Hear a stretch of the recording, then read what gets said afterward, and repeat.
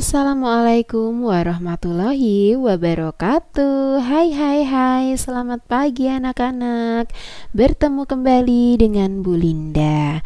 Nah, di pagi ini kita akan belajar pendidikan batik ya.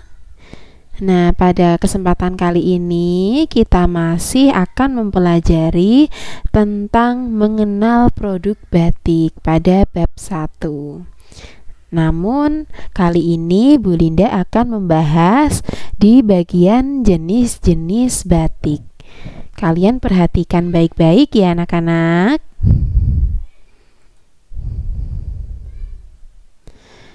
Anak-anak, macam-macam batik itu ada 3 macam, yaitu yang pertama ada batik tulis, lalu ada batik cap, dan ada batik printing.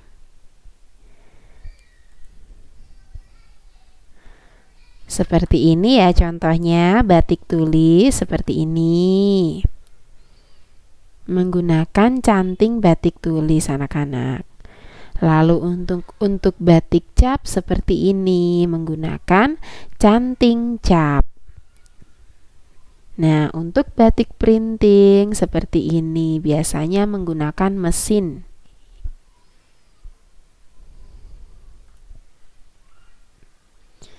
Nah, Bu Linda akan membahas bagian pertama dulu, yaitu batik tulis.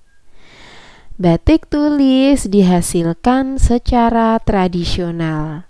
Artinya, dikerjakan dengan tenaga manusia. Caranya yaitu dengan menuliskan malam menggunakan canting seperti ini anak-anak. Proses pewarnaan batik tulis ini dilakukan secara berulang-ulang. Pembuatannya pun lama, yaitu sekitar 3 bulan sampai dengan 6 bulan. Dan harganya cukup mahal ya.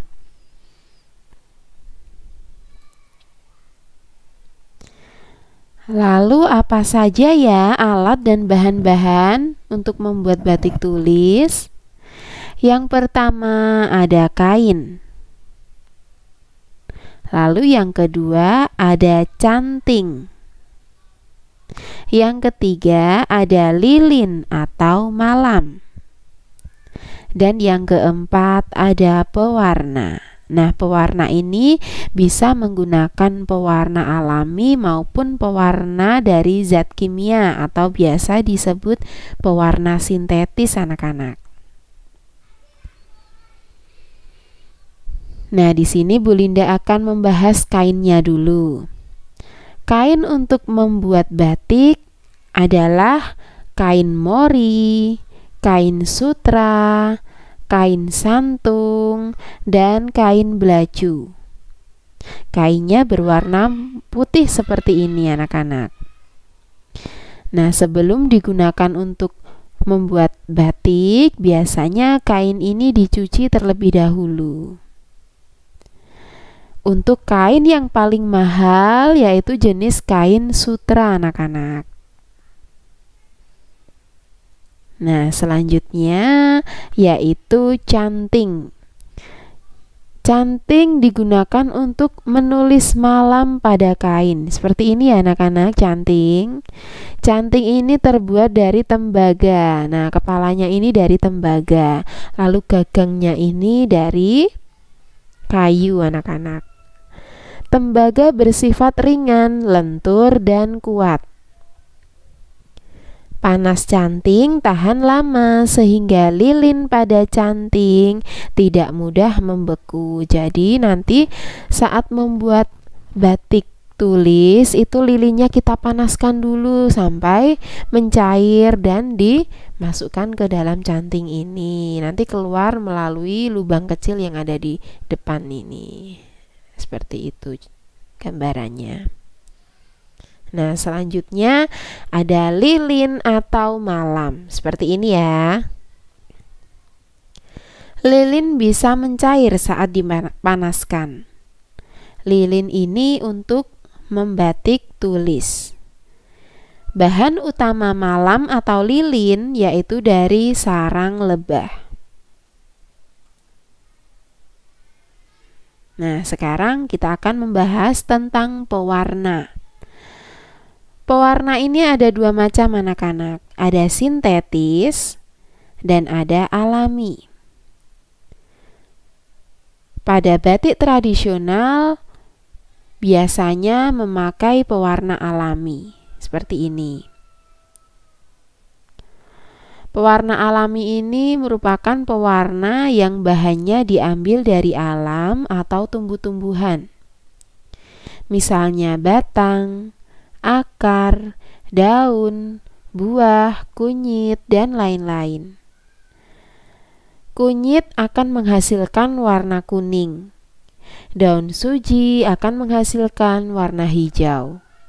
Daun nila akan menghasilkan warna biru. Nah, setelah diberi pewarna alami, biasanya juga diberi dengan penguat warna, yaitu kapur tetes tebu dan lumpur. Seperti itu ya anak-anak. Lalu yang kedua, Bu Linda akan membahas tentang batik cap. Seperti ini ya prosesnya. Proses pembuatan batik cap ini akan lebih cepat dibandingkan dengan batik tulis ya anak-anak, dan harganya cukup murah. Batik cap ini mulai dikenal sejak abad ke-19. Seperti ini ya, menggunakan canting cap. Nah, sekarang bahan-bahannya untuk membuat batik cap ya.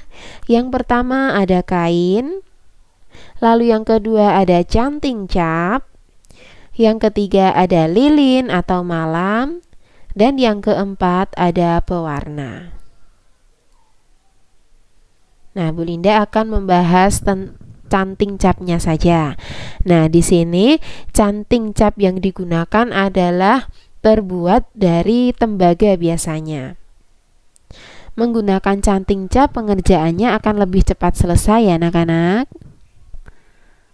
Tidak seperti batik tulis tadi. Selanjutnya, untuk pewarnaan, biasanya batik cap menggunakan pewarna sintetis seperti ini anak-anak, atau pewarna buatan. Pewarna sintetis ini terbuat dari zat kimia. Nah, namanya macam-macam. Ada naptol, indigosol, dan rapidosol. Diingat-ingat ya. Lalu yang ketiga, kita akan membahas tentang batik printing seperti ini. Batik printing terbuat, maksud Bu Linda, batik printing ini dibuat dengan disablon. Pembuatan batik printing lebih cepat anak-anak. Contoh batik printing pada umumnya yaitu pada seragam sekolah kalian. Nah, corak batik printing ini akan lebih bervariasi ya. Dan harganya pun lebih murah dibanding batik yang lain.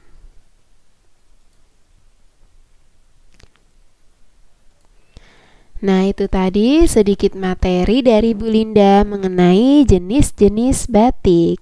Semoga anak-anak semakin mencintai batik ya. Tetap semangat belajar dan selalu patuhi protokol kesehatan. Wassalamualaikum warahmatullahi wabarakatuh. Terima kasih.